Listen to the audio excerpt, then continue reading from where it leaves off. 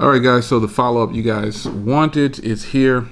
The Galaxy Note 10 Plus running on the latest operating system and latest update from Samsung. Testing this out, or just using it, I should say. It definitely proved to be better than I thought.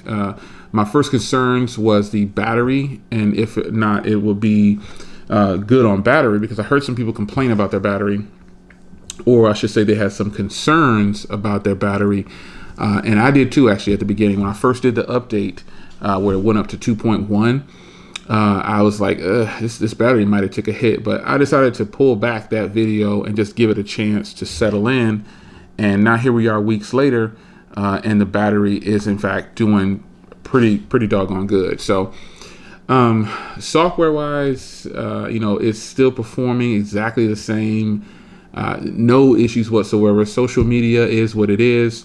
No crashes in apps, no mishaps, and everything is flowing right along. So I think that with the new devices coming up, with the new Galaxy Note device on the way, this is going to be a good one, because it's going to determine whether or not I would rather pass this on in as a trade-in and grab the 20, if that's what it's going to be called, because I'm always skeptical about trading in my devices. And this is, in fact, the original device that I got from Samsung back when it launched last year. And it's fantastic still. A little beat up around the edges, some scratches and stuff like that, but it still works flawlessly. Cameras and everything are still good. I think the front camera took kind of a hit in quality. I don't know for sure, but when I compare, I think the front camera did take a little bit of a hit. It took a little bit of a hit, but the rear camera seems to be on par, and I'm not having any issues with the rear camera. I'm not having an issue with the front camera. I don't really care for the quality as much as I did prior to the update.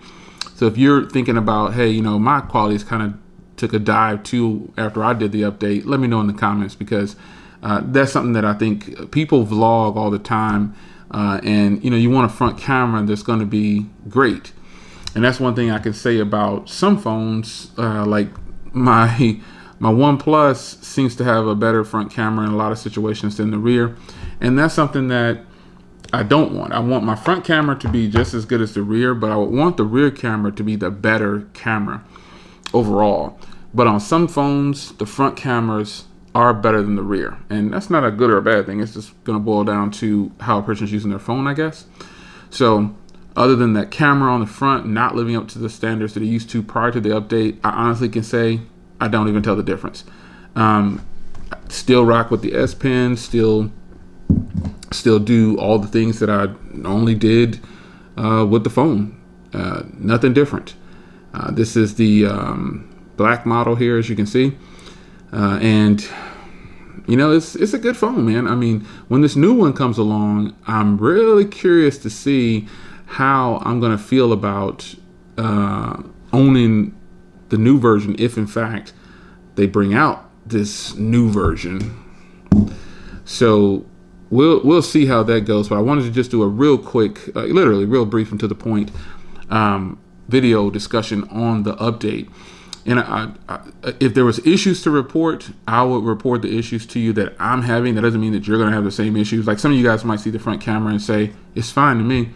But it blows it out sometimes next to other things. So like the lighting has to be great for it to actually look really solid. And before, I didn't really have to work too hard to get good video out of the front of this thing. But the good thing is you have a nice viewfinder, huge 6.8-inch display, basically.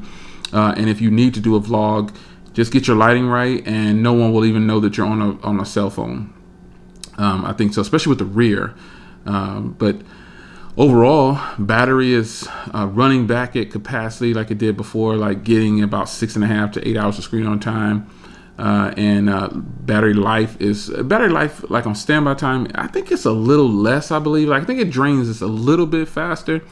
But overall, I don't think it's bad. I think it's good enough to where a person can definitely make it through a full day.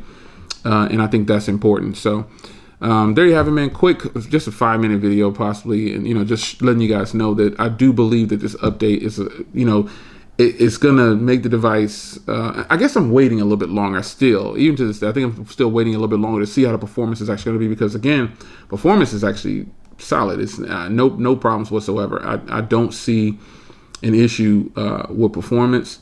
I think it's good. So other than that, man, tell me how yours is performing, and I'll talk to you guys in the comments. Take care.